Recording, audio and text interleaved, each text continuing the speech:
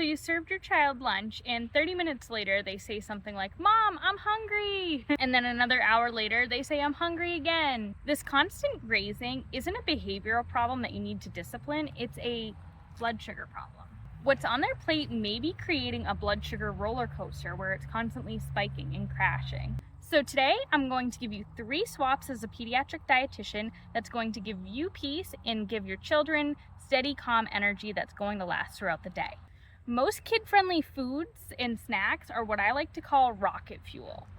They're simple carbohydrates, causing their blood sugar to rapidly rise and then crash. And that crash can feel like anxiety, irritability, and intense hunger. So then they demand another snack, causing the whole cycle to just continue again and again. Not only does this fuel meltdowns, but it completely disconnects a child from their own body's hunger and fullness cues, making mealtime an even bigger battle. The solution is to stop the roller coaster.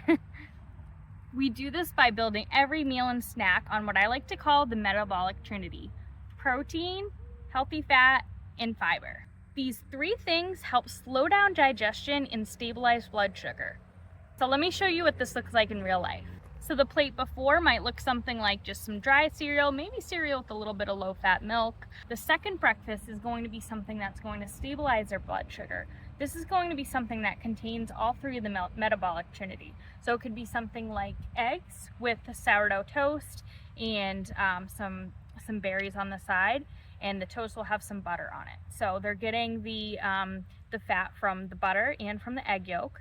They're getting the protein from the eggs, and they're getting their fiber from the fruit that you're giving them. So this is, this breakfast is containing all 3 in the metabolic trinity versus the first breakfast where it's mostly just containing the carbohydrates. Not gonna have a lot of fiber, not gonna have a lot of protein, and definitely has no fat. Swap number 2 is the lunch swap. The first lunch could be something like peanut butter and jelly on white bread with some crackers or chips on the side. So a simple swap that you could make with this could be something like a turkey and cheese sandwich on sourdough bread would be a good option. And then paired with some veggies on the side like cucumber slices with hummus, or maybe some carrots with hummus, something like that would be a great option. Or you could even do something like apples and peanut butter would be a good option. And then for a snack, you could do the same thing. Instead of just giving them like a thing of goldfish, you could give them, the apple and peanut butter, the carrots and hummus, peppers and hummus. You could do so many different options. You could do hard-boiled eggs and some pepper. You could do a banana with some peanut butter. It can be something as simple as that. So for meals, it has to be at least 3 on the metabolic trinity, but for snacks, it can be 2 on the metabolic trinity. So, the protein and the fiber, or the protein and the healthy fat, or the fiber and the healthy fat. Just make sure you have 2 of the metabolic trinity for the snacks.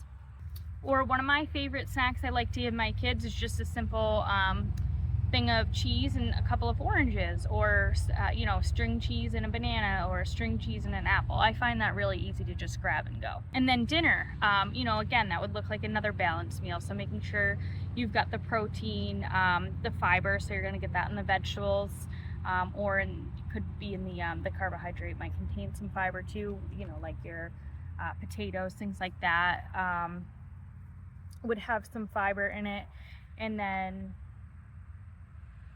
And then for dinner, you're just gonna, again, pair all 3. So making sure you have some sort of protein, some sort of healthy fat, and some sort of fiber. So you could do something like chicken, broccoli, and rice.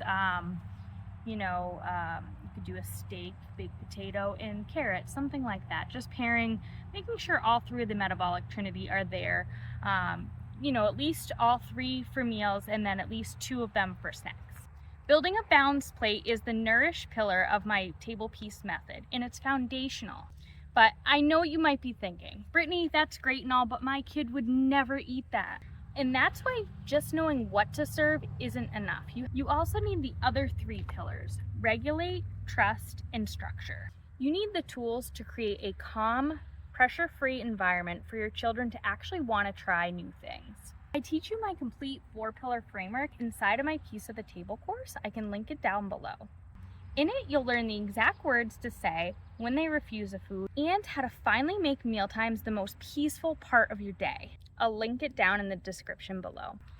Another thing that'll be super helpful for you is I will include my free 4-pillar framework roadmap down below, and that is your guide to peaceful meals. So I will see you in the next one. Thank you so much for watching. Bye.